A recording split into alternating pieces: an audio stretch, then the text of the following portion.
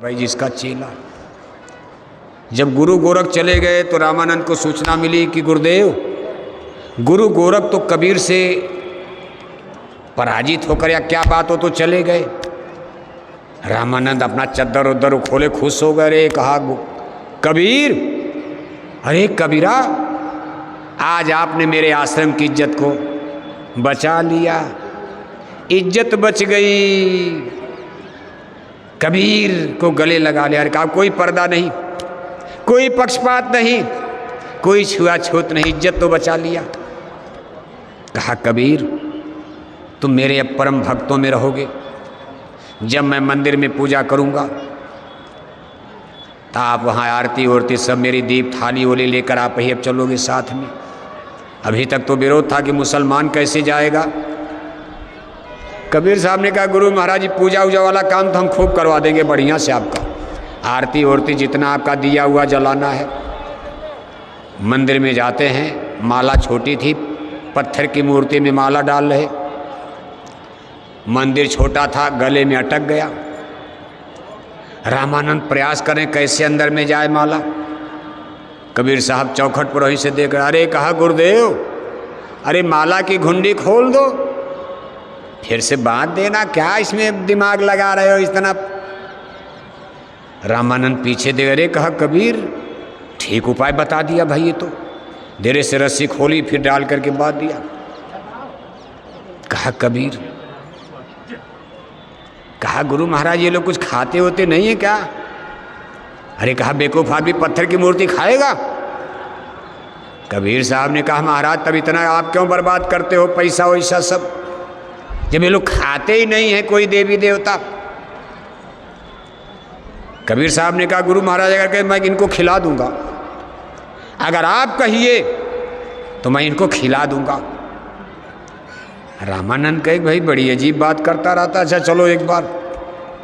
फिर बीमारी का बहाना बनाकर एक दिन सो गए। कहा कबीर, हमारी तबीयत ठीक नहीं है, इन देवी देवताओं को आरती प्रसाद आप ही को करना है।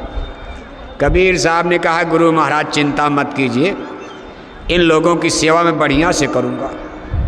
खूब गए, भंडारा उंडारा बनवाए, थाल में भोजन सजाए। कहा देखो हमारे गुरु महाराज की तबीयत खराब है, हल्ला उल्ला मत करना आप लोग, समय से हम आएंगे, आरती भोजन कराएंगे आपको। और रामानंद चद्दर में बहाना बनाकर देख रहे हैं कि क्या करता है। साहब कबीर थाल में सजा करके पूरा पुआ पकवान ले जाकर मंदिर में रख दिया, आरती हो गई। अरे कहा खाओ। महाप्रभु के हाथ का प्रसाद खाने के लिए आज वहाँ तीनों देवताओं की भीड़, देवी देवताओं की भीड़ मच गई। सब लोग अपने रूप में आकर के भोजन कर रहे हैं। रामानंद चद्दर के बीच से देख रहे, गजब हो गया, गजब हो गया। मैं इतने दिन से पत्थर की मूर्ति नहीं खाए, ये कबीरा ने क्या कमाल कर दिया। देवी देवता प्रसाद लेने की लाइन लगी है। एक संत के हाथ का प्रसाद लेने के लिए देवी देवता भी तरसते। महाकाल और ब्रह्म सब, और ब्रह्म और काल सब है नवामय शीश तो जय गुरुदेव दयाल। रामानंद चद्दर फेंक देते, प्रकट हो जाते, जाकर मंदिर की ड्योढ़ी पर खड़े होकर भगवान विष्णु का पैर पकड़ लेते। भगवान विष्णु ने जोर से डांटा, आडंबर पाखंड, धोखा देने वाले धोखेबाज, गुरु का नाटक करके जनता को धोखा, हट जाओ पीछे, मेरा पैर मत छुओ। साहब कबीर ने डांटा, रे खबरदार, हमारे गुरु का अपमान नहीं कर सकते हो। विष्णु भगवान ने हारे कहा प्रभु आपका अपमान नहीं। अरे कहा कुछ भी, ये मैंने गुरु मान लिया है, आप इनका अपमान कोई नहीं करेगा, इस जन्म में मेरे गुरु रहेंगे। आप लोग दस्तखत करो, एग्रीमेंट होगा, मेरे गुरु को पार करना है। अब चेला गुरु को पार करेगा, पहली शुरुआत हो रही है। रामानंद ने कहा कबीर ये कौन विद्या आपके पास है। साहब कबीर ने कहा गुरुदेव यही विद्या तो देने के लिए धरती पर मैंने जन्म लिया। ये विद्या वेदों में नहीं है गुरुदेव, ये विद्या भागवत में नहीं है, शास्त्र पुराण में नहीं, जो आपने पढ़ पढ़ के जन्म जन्म जन्म गंवा दिया। काशी के विद्वानों के पास कहीं ये विद्या नहीं, देने के लिए मैंने काशी में जन्म, यहीं से शुरुआत करूँगा। और गुरुदेव रामानंद ने कहा मुझे भी दे दो, शिष्य बना लो। साहब कबीर ने कहा नहीं नहीं, इस जन्म में आप मेरे गुरु रहेंगे, अगले जन्म में मैं आपका बेड़ा पार करूँगा, लेकिन हमको संसार में गुरुमत जारी करना है। मैं दुनिया को गुरु की महिमा बताऊंगा, सदगुरु की महिमा अनंत है। अनंत किया उपकार, लोचन अनंत उघाड़िया, अनंत दिखावन हार। गुरु गोविंदो खड़े काके लागों पाए, बलिहारी गुरु आपने गोविंदियो बताए। अब ये सब कबीर की गुरु वाणी में गुरु के लिए उन्होंने लिखा है दोहा चौपाई। अगर मैं खुद गुरु नहीं करूँगा तो जमाना मेरी बात को स्वीकार नहीं करेगा कि आपको कैसे विद्या मिल गई बिना गुरु के। इसलिए आप मेरे गुरुदेव रहेंगे, चिंता मत कीजिए। मैंने एग्रीमेंट कर दिया, समझौता करा दिया आपको, अब आपका रास्ता कोई रोकेगा नहीं, लेकिन उद्धार मैं आपका अगले जन्म में करूँगा। कोई नहीं जानेगा कि आप मेरे गुरु थे। इस तरह से साहब कबीर ने अपनी धाक रामानंद के आश्रम पर जमा दिया। कबीर साहब का नाम धीरे धीरे काशी नगरी में फैलने लगा। बड़े बड़े राजे रजवाड़े, बड़े बड़े पंडित पुरोहित, अब ब्राह्मण पंडित लोग तो शास्त्रार्थ करने आते, जलने लगे लोग कि जुलाहे का इतना बड़ा रुतबा कैसे हो गया। तो पंडित पुरोहित आते थे, कुछ हार जाते थे, कुछ झगड़े करते थे। काशी नगरी में बड़ा जबरदस्त विरोध। जो लोग समझ गए वो तो चरण में पड़ गए, जो नहीं समझ पाए उतने ज़्यादा विरोधी हो गए, जो समझ गए उतने ज़्यादा सपोर्टर हो गए, जो नहीं जाने उतने ज़्यादा उनके दुश्मन बन गए। रामानंद के आश्रम में कुछ लोग तो सपोर्टर, लेकिन कुछ लोग उतने ज़्यादा दुश्मन भी बन गए। मेरे गुरु को एक जुलाहे ने जादू मार करके मति भ्रम कर दिया। मेरे गुरुदेव की भी बुद्धि को इस जुलाहे ने पागल कर दिया, बेवकूफ़ बना दिया। हमारे गुरुदेव पागल हो गए, एक जुलाहे के चक्कर में आ गए। लेकिन रामानंद तो समझ चुके थे। इसी तरह साहब कबीर का धीरे धीरे जलवा काशी नगरी में। हिंदू धर्म के पंडित पुरोहित, मुसलमान धर्म के मुल्ला मौलवी काजी, ये दोनों लोग देखने लगे कि भाई हमारी रोजी रोटी कर्म कांड। अब देखो काल मत पर डंडा बजेगा, काल मत का भंडा फोड़ होने जा रहा। और उनका जब ज्ञान काशी में फैला, अब उन्होंने शुरू कर दिया, कहे काशी के विद्वानों, गंगा नहाए कवन नर तर गए, मेघवा न तरे जे के जल ही में घर है। मामूली बात समझ रहे उस जमाने में। जिस गंगा मैया में हिंदू लोग अपने दादा दादी की जली हुई हड्डी और राख जिस काशी गंगा में डाल करके कहते दादा को मुक्ति मिल जाएगी, आज एक जुलाहा काशी नगरी में डंका बजा रहा कि गंगा नहाए कवन नर तर गए, मेघवा न तरे जे के जल ही में घर है। कितनी क्रांतिकारी बातें उनकी निकल रही हैं। जमाना मुसलमानों का है, हिंदू धर्म कर्म कांड पर प्रहार हो रहा काल मत पर, और अभी इस्लाम पर भी प्रहार, सब काल मत पर प्रहार होगा उनका। और इतना जबरदस्त प्रहार, संत डरते हैं किसी से। जब हिंदू धर्म पर प्रहार किया, काशी के मुल्ला मौलवी नवाब तो नहीं बोले, इसके बाद इस्लाम धर्म पर प्रहार कर दिया।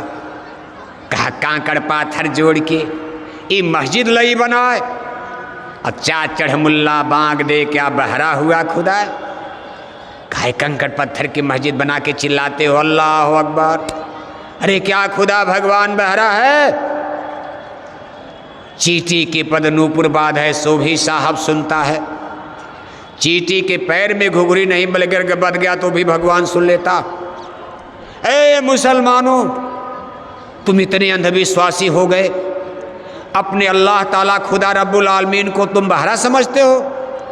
किसको चिल्लाकर बुलाते हो कंकड़ पत्थर खड़े होकर। इसके बाद उन्होंने कहा मुसलमान का पीर औलिया। मामूली प्रहार किया है, जराज मुसलमानों का है। मुसलमान की पीर औलिया मुर्गी मुर्गा खावें और खाला केरी बेटी ब्याहें, घर में करें सगाई। इन दोनों राह न पाई, दोनों माने हिंदू मुसलमान। काशी में भी ईसाई तो थे नहीं, सिख धर्म अभी बना नहीं था। हिंदू मुसलमान दो समस्या काशी में खड़ी है। बौद्ध धर्म का पतन हो चुका था, इस्लाम के आने के बाद बौद्ध धर्म का पतन, फिर वैदिक धर्म, हिंदू मुसलमान। साहब कबीर कहते भाई हिंदू अपनी करे बड़ाई, गागर छुए न दे, बेश्या के पावन तय सोए। ये देखो हिंदू आई, ये हिंदू अपने को ऊंचा मानते। इनके घर में कुत्ता दिन भर टट्टी खाता, इनकी थाली को चाटता है। ये हिंदू लोग थाली को धोकर भोजन करते, एक आदमी होकर इनकी थाली को हाथ से छू देता है। ये अपने घड़े को फोड़ देते हैं, अशुद्ध हो गया, और कुत्ता थाली चाट दिया, उसमें भोजन करते। बेश्या के पैरों के नीचे सोकर, बेश्या के कोठे पर ये राजे महाराजे लैंडलॉर्ड सामंत हिंदू बड़े बड़े जमींदार बेश्या के कोठे पर रातें बिताते उसके पैरों के नीचे। और एक आदमी से इतना बड़ा परहेज करते हो, छुआछूत मानते हो। धिक्कार है आपके धर्म कर्म को। इस तरह की उनकी आवाज़ें वो सब जानते हो आप। काशी नगरी में बदन में लोगों की आग लग गई। इसके बाद सिकंदर लोदी का दिल्ली आना होता। सिकंदर लोदी बादशाह दिल्ली आए।